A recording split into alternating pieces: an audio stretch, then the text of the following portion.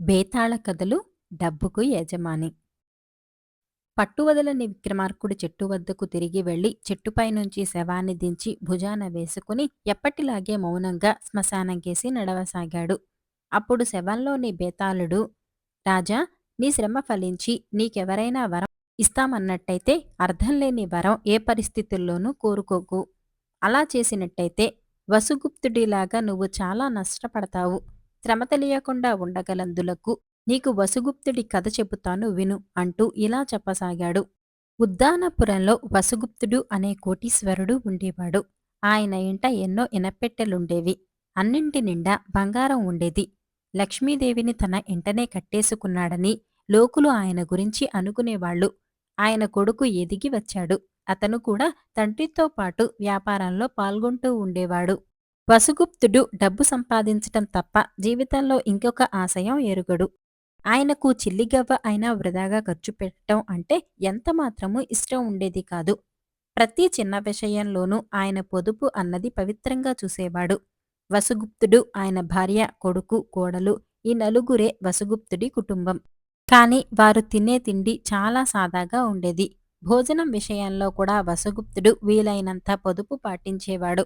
ఆడంబరంగా తినటం అంటే ఆయనకు చాలా కోపం. ఇలా ఉండగా వసుగుప్తుడికి మనమడు పుట్టాడు. మనమడి బారసాల వైభవంగా జరిపి ఎంత ఖర్చైనా సరే బ్రహ్మాండమైన విందులు వేడుకలు జరిపిస్తామని వసుగుప్తుడి భార్య అన్నది. ఈ మాట విని వసుగుప్తుడు అమితంగా చిరాకుపడ్డాడు. విందులు వేడుకలు దేనికి జరపాలి? వాటి కింద అయ్యే ఖర్చు నిరుపయోగం కాదా? మనవడు పుట్టాడంటే నలుగురికి ఐదుగురం అయ్యాం. దానితో పాటు ఖర్చు పెరుగుతున్నది. దానితో రాబడి కూడా పెరగాలి. ఉన్న వ్యాపారం అబ్బాయి చూడగలడు.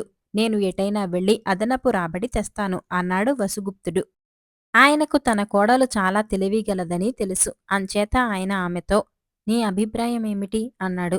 ఆమె తన మామగారితో, ఎటైనా వెళ్ళి అధికంగా డబ్బు సంపాదించుకు వస్తానంటే అనుకున్నది మీరు చేసి తీరుతారు. మీకు సలహా ఇచ్చే తాహత నాకు లేదు. మీరు దారి ప్రయాణానికి తీసుకుపోయే ఆహారం మటుకు నన్ను తయారు చేసి ఇయ్యనియండి అన్నది. తన కోడలు తన ప్రయాణానికి ఆమోదించినందుకు సంతోషించి వసుగుప్తుడు ఆమె తనకు ఆహారం కట్టి ఇయ్యటానికి ఒప్పుకున్నాడు.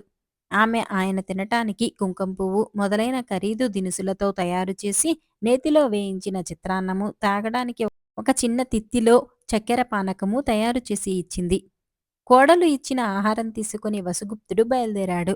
ప్రయాణం అలవాటు లేని కారణం చేత కొద్ది మైళ్లు నడిచేసరికి ఆయన కాళ్ళు బొబ్బలెక్కాయి. ఆయాసం వచ్చింది. వసుగుప్తుడు ఇంకా ఒక్క అడుగైనా వేయలేని పరిస్థితి ఏర్పడేసరికి అదృష్టవశాన ఒక చెట్టు కనిపించింది. బతుకు జీవుడా అని ఆయన ఆ చెట్టు నీడలో చేరాడు. ఆకలి దహించుకుపోతున్నది.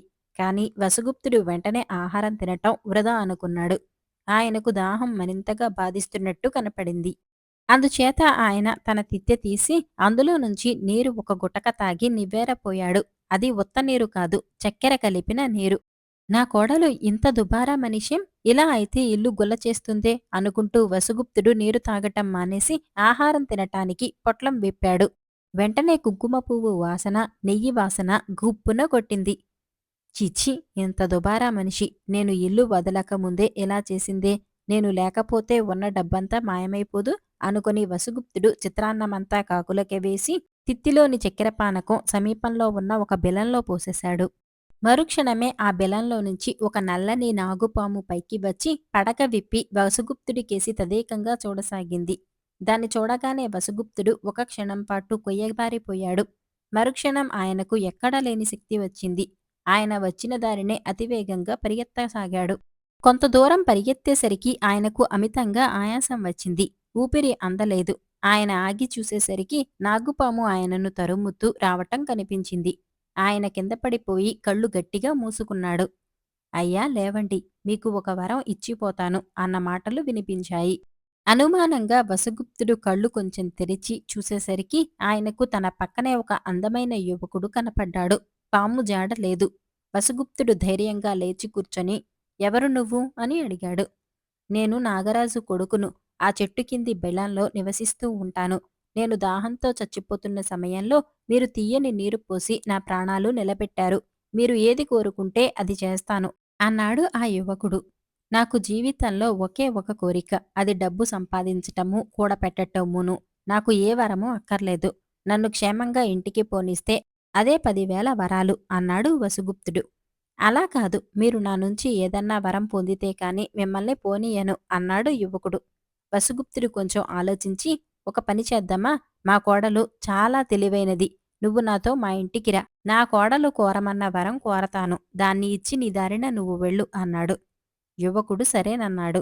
ఇద్దరూ కలిసి వసుగుప్తుడి ఇంటికి వెళ్లారు.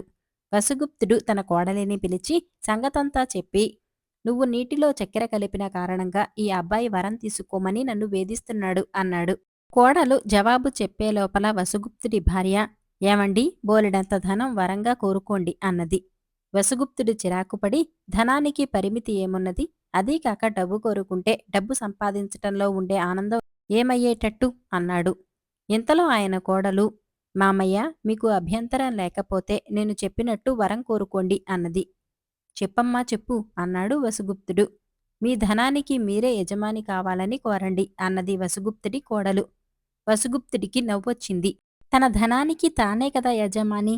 తనకన్నా ఇంకో యజమాని ఎవరున్నారు? అయినా ఆయన ఆ వరమే కోరాడు. అలాగే వరం ఇచ్చాను అని ఆ యువకుడు అదృశ్యమయ్యాడు. రోజులు గడుస్తున్న కొద్దీ వసుగుప్తుడిలో విచిత్రమైన మార్పు రాసాగింది. ఆయన ధనం సంపాదించటం కోసం తహతహలాడటం క్రమంగా తగ్గిపోయింది. ఆయన తన తాళపు చెవులో గుత్తి తన భార్యకు ఇచ్చి, ఇంటి పెత్తనం ఆడది చూడాలి. ఇంటి ఖర్చు గురించి నన్ను బాధపెట్టక అంతా నువ్వే చూసుకో.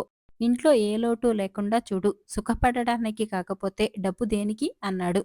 కొంతకాలానికి ఆ ప్రాంతాల తీవ్రమైన కరువు వచ్చింది. వసుగుప్తుడు తన ధాన్యాగారాలు తెరిపించి బీదలకు ధాన్యం పంచిపెట్టాడు. తిండి గింజల కోసం వచ్చిన వాణ్ణి ఎవ్వణ్ణి ఉత్త చేతులతో పంపవద్దని శాసనం చేశాడు. మహాదాతగా ఆయన పేరు ప్రసిద్ధిలోకి వచ్చింది. బేతాళుడు ఈ కథ చెప్పి, రాజా, నాకు అనేక సందేహాలు కలుగుతున్నాయి. వసుగుప్తుడి కోడలు నిజంగా తెలివిగలదైతే అలాంటి అర్థంలేని వరం కోరమని ఎందుకు అన్నది? అది అర్థంలేని వరం అని తెలిసి కూడా వసుగుప్తుడు దాన్ని ఎందుకు కోరాడు? ఆ వరానికి ఆయనలో మార్పుకు సంబంధం ఏమిటి? ఈ సందేహాలకు సమాధానం తెలిసి కూడా చెప్పకపోయావో నీ తల పగిలిపోతుంది అన్నాడు. దానికి విక్రమార్కుడు, తన కోడలు కోరమన్న వరం అర్థంలేనిదని వసుగుప్తుడు అపోహపడ్డాడు. కాని ఆ యువకుణ్ణి ఎలాగైనా వదిలించుకోవటానికి ఆ వరమే కోరాడు. అది అర్థంలేని వరం ఏమాత్రం కాదు. ఆ వరం కోరేదాకా వసుగుప్తుడు తన ధనానికి బానిస. దానికోసం జీవితంలో ఇంకే ఆశయమూ లేకుండా చేసుకుని దానికి రక్షక భటుడిగా కాపలా కాశాడు. ధనమే ఆయనకు యజమాని అయింది. అది తన సేవకుడికి చిన్నమెత్తు సుఖం చేకూర్చలేదు. ఆఖరకు రుచికరమైన పదార్థాలు నోటపెట్టుకునే శక్తి కూడా ఆయనకు లేకుండా చేసింది. వరం పొందినాక వసుగుప్తుడు నిజంగా ధనాన్ని శాసించటం ప్రారంభించాడు. అది ఆయన మనస్సుకు వేసిన సంకెళ్ళు తెగిపోయాయి అన్నాడు. రాజుకు ఈ విధంగా మౌనభంగం కలగగానే బేతాళుడు శవంతో సహా మాయమై తిరిగి చెట్టెక్కాడు. కాకి సహాయం. రాసినవారు టి రాజేశ్వరరావు గారు. టర్కీ దేశంలో పక్షులను పట్టి వాటిని అమ్మి జీవించే యువకుడు ఒకడు ఉండేవాడు. ఒకనాడు వాడు ఉచ్చులు తీసుకుని అడవికి వెళ్లి ఒక చెట్టుపైన ఉచ్చు అమర్చి ఆత్రంగా చూస్తూ కూర్చున్నాడు. అంతలోనే ఒక కాకి వచ్చి ఉచ్చులో చిక్కుకుంది. వాడు చెట్టెక్కి దాన్ని పట్టుకోబోతుండగా ఆ కాకి మనిషి భాషలో, నన్ను పట్టుకోకు, నన్ను వదిలిపెట్టావంటే నీకు అపూర్వమైన పక్షి దొరుకుతుంది. దాన్ని తీసుకుపోయి సుల్తానుకిస్తే నీకు అంతులేని బహుమానం దొరుకుతుంది అన్నది. యువకుడు కాకి మాటలు నమ్మి దాన్ని ఉచ్చు నుంచి విడిపించి మళ్లీ ఉచ్చు పన్నాడు. వాడు చెట్టు దిగి వచ్చాడో లేదో ఎటునుంచో ఒక అందమైన పక్షి ఎగిరివచ్చి చెట్టుపైన వాలి వాడి ఉచ్చులో చిక్కుకున్నది. దాన్ని పట్టుకోవటానికి చెట్టెక్కిన యువకుడు దాని రంగులు, వింత అందము, పొడుగైన తోక చూసి అమితాశ్చర్యం పొందాడు. అది కిన్నెర పక్షి. ఆ జాతి పక్షిని ఆ దేశంలో ఎవరూ ఎన్నడూ చూడలేదు. వాడా పక్షిని పెద్ద పంజరంలో పెట్టి తీసుకుపోయి సుల్తాను ఎదుట పెట్టాడు. సుల్తాను కూడా ఆ పక్షిని చూసి అమిత ఆశ్చర్యము, ఆనందము పొంది పక్షులు పట్టేవాడికి అంతులేని ధనం ఇచ్చాడు. తర్వాత ఆయన దానికొక బంగారు పంజరంలో ఉంచి అహోరాత్రాలు దాని దగ్గరే ఉంటూ దాన్ని చూస్తూ ఆనందించసాగాడు. సుల్తాను గారి వజీరుకు ఇదంతా చూసి ఓర్చలేని తనంతో కడుపు మండిపోయింది. ఎవడో పక్షులు పట్టుకునే అనామకుడు వచ్చి సుల్తానుని ఇంతగా మెప్పించి పెద్ద బహుమానం పుచ్చుకుపోతాడా? వాడికిచ్చిన డబ్బుకు గిట్టింపు అయ్యేటట్టు చేయాలని దుష్టబుద్ధి అయిన వజీరు ఒక ఆలోచన చేశాడు. అతను సుల్తాను వద్దకు వెళ్ళి, ప్రభూ, ఈ పక్షి అందం చూస్తే దానికి ఈ బంగారు పంజరం కూడా పనికిరాదు అనిపిస్తుంది. దానికోసం దంతంతో చిన్న భవనం నిర్మించితే ఎంతో బావుంటుంది అన్నాడు. దానికేమీ సందేహం లేదు కానీ అంత దంతం దొరకటమెలాగా అని అడిగాడు సుల్తాను. పక్షిని అమ్మినవాడే ఆ పని చూసుకుంటాడు అన్నాడు వజీరు. వజీరు యువకుణ్ణి దివాణానికి పిలిపించి 40 రోజుల్లోగా పక్షి కోసం దంతపుట్టిర్లు కట్టటానికి సరిపడినంత దంతం పట్టుకురమ్మని ఆజ్ఞాపించాడు. అంత దంతం నేనెక్కడి నుంచి తీసుకురగలను అన్నాడు యువకుడు తెల్లబోయి. సుల్తాను వారి ఆజ్ఞ ఎలా తెస్తావో నీవే ఆలోచించుకో.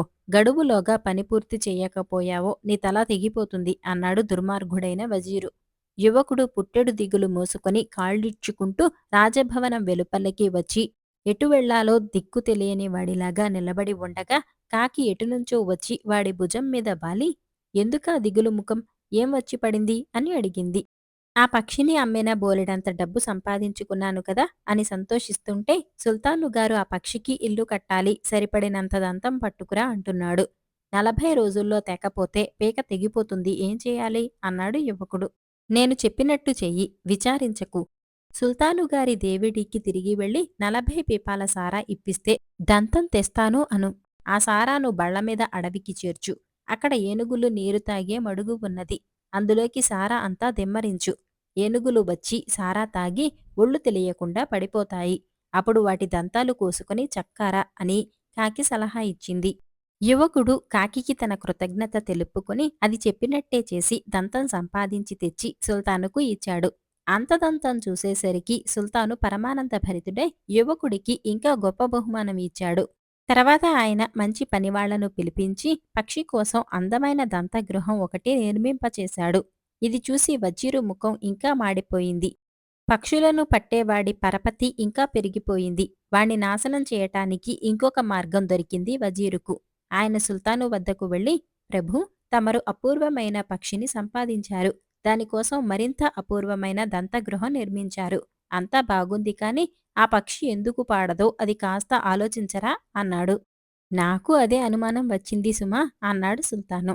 అది అడవుల్లో నివసించే పక్షి కాదు, ఎవరో పెంచిన పక్షి అని తెలుస్తూనే ఉంది. పక్షులను పట్టేవాడు పట్టి తీసుకురాక పూర్వం దానికొక యజమాని ఉండే ఉండాలి. ఆ యజమానిని తీసుకువచ్చినట్టయితే ఈ పక్షి తప్పక పాడుతుందని నా నమ్మకం అన్నాడు వజీరు. కాని దాని యజమాని ఎక్కడుండేది ఎవరికి తెలుసు అన్నాడు సుల్తాను.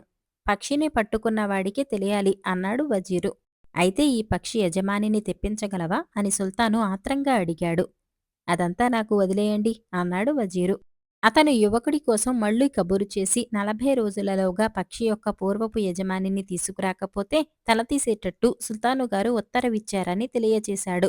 దాని యజమాని ఎవరో నాకేం తెలుసు, నేను పట్టుకున్నప్పుడది అడవిలో స్వేచ్ఛగా ఎగురుతున్నది అన్నాడు యువకుడు. దానికి నన్నేం చేయమంటావ్, సుల్తానుగారి ఉత్తరువు నీతో చెప్పాను. ధిక్కరిస్తే ఏమవుతుందో నీకు తెలుసు అన్నాడు వజీరు. జారిపోయిన గుండెతో యువకుడు తన ఇంటికి వెళ్లి మంచం మీద పడుకొని భోరుమని ఏడ్చాడు. కిటికీలో నుంచి కాకి వచ్చి అతని భుజాన మీద వాలి, మళ్ళీ ఏం వచ్చి పడింది అని అడిగింది. యువకుడు దానితో అంతా చెప్పాడు. దీనికింత దిగులెందుకు, నేను చెప్పినట్టు చెయ్యి. దివాణానికి తిరిగి వెళ్లి సుల్తానుగారి విహార నౌకను 40 మంది దాసీలను ఇయ్యమని అడుగు. ఆ నౌకలో చిన్న ఉద్యానము, స్నానశాల మొదలైనవి ఉన్నాయి.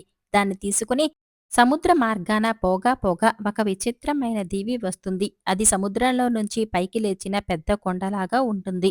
ఆ దీవి దగ్గర నౌకకు లంగరు వేయించు. ఆ దీవిలో ఉండేవారు ఒక విధమైన దేవతా స్త్రీలు. ఆ దేవతల రాణి ఈ పక్షికి యజమాని. నీ నౌకను చూడగానే అక్కడ ఉండే స్త్రీలందరూ నౌకలోకి ఎక్కి చూడయత్నిస్తారు. ఒక్క రాణిని తప్ప మరెవరిని నౌకలోకి రానివ్వకు. ఆమెకు వినోదాలు కలిగించి ఆ వినోదాలలో ఆమె మునిగి ఉన్న సమయంలో లంగరు ఎత్తించి నౌకను వెనక్కు తిప్పుకురా అని కాకి సలహా ఇచ్చింది. యువకుడు ఈ సలహా ప్రకారమే చేశాడు. అంతా కాకి చెప్పినట్టే జరిగిపోయింది. దేవతల రాణి చిన్న తెప్పలో కూర్చొని నౌకను చూడవచ్చింది. నౌకలో ఉండే దాసీలు ఆమెకు మిఠాయి మొదలైనవి పెట్టి చక్కగా స్నానం చేయించారు. ఈ మర్యాదలన్నీ ముగిసి రాణి నౌకపైకి వచ్చేసరికి దీవి జాడ కూడా లేదు. నౌక వేగంతో ప్రయాణిస్తున్నది. తనకెవరో ద్రోహం తలపెట్టారని రాణి భయపడింది. కాని యువకుడు ఆమెతో, మీకేం భయం లేదు. ఒక చిన్న పని కలిగి మిమ్మల్ని మా సుల్తానుగారి దగ్గరకు తీసుకుపోతున్నాను. అంతకంటే ఏమీ లేదు అని వినయంతో మనవి చేసుకున్నాడు. కాలక్రమాన నౌక స్వదేశానికి తిరిగి వచ్చింది. యువకుడు రాణిని వెంటపెట్టుకుని సుల్తాను వద్దకు వచ్చాడు. నౌక వచ్చి చేరిందన్న వార్త తెలియగానే సుల్తాను పక్షి ఉన్న దంతం భవనం పక్కనే సింహాసనం వేయించుకొని వజీరు ఇతర పరివారంతో సిద్ధంగా ఉన్నాడు.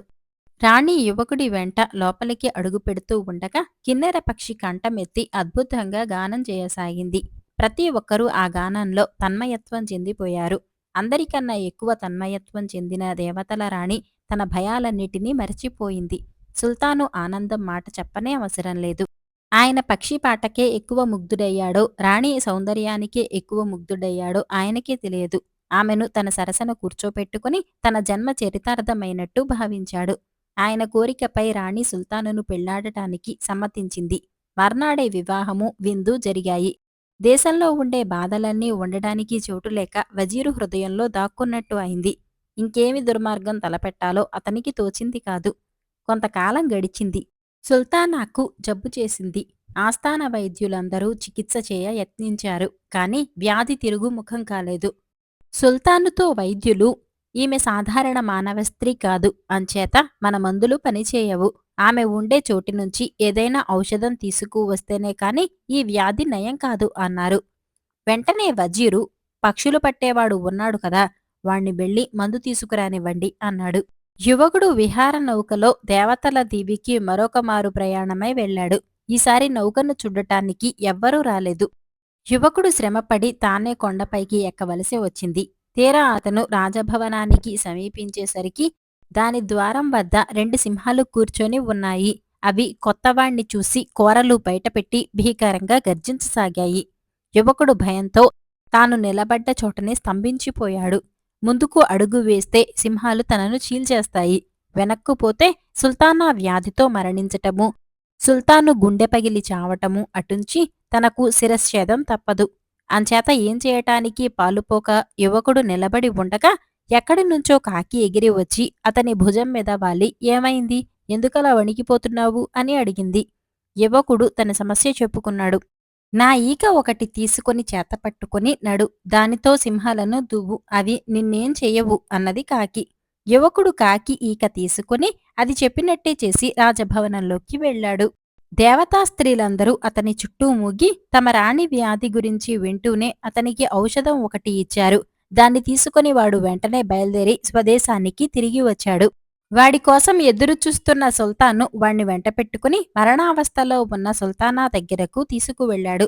ఆ సమయంలో కాకి కిటికీకుండా ఎగిరి వచ్చి యువకుడి భుజం మీద వాలింది. ఔషధం బొట్లు కంఠం దిగుతూనే సుల్తానా కళ్ళు తెరిచి యువకుడి భుజం మీద వాలి ఉన్న కాకిని చూసి, నువ్వేనటే సోమరిపోతూ అన్నది. కాకి ఆ మాటలకు భయపడ్డట్టు కనిపించింది. నాకు తెలుసులే, ఈ కుర్రవాణ్ణి హతమార్చటానికి సృష్టించిన పనులన్నింటిలోనూ నీవు వీడికి సహాయపడ్డావు. ఇప్పుడు నా ప్రాణం కాపాడావు కూడాను అని సుల్తానా కాకితో అన్నది. ఆమె ఇప్పుడు ఎప్పటి ఆరోగ్యాన్ని పొంది పక్కమీద లేచి కూర్చున్నది. మనకు ఈ కాకికి ఏమి సంబంధం అని సుల్తాను తన భార్యనడిగాడు. అది నా దాసీది. నాకు సరిగా పనిచేయకపోయేసరికి శిక్ష కింద కాకిగా మార్చేశాను. ఇప్పుడు దాన్ని క్షమిస్తున్నాను అన్నది సుల్తానా. ఆమె ఆ మాట అంటూ ఉండగానే కాకి కాస్త అదృశ్యమై దాని స్థానంలో ఒక అందమైన కన్య ప్రత్యక్షమైంది. ఆమెను చూడగానే యువకుడి గుండె వేగంగా కొట్టుకున్నది. సుల్తాను, సుల్తానాల అనుమతితో వారిద్దరూ వివాహం చేసుకున్నారు. యువకుడి అదృష్టం అంతటితో ఆగలేదు. సుల్తాను తన వజీరు ద్రోహబుద్ధి తెలుసుకుని అతణ్ణి దూరదేశాలకు పంపేసి ఈ యువకుణ్ణి తన వజీరుగా చేసుకున్నాడు.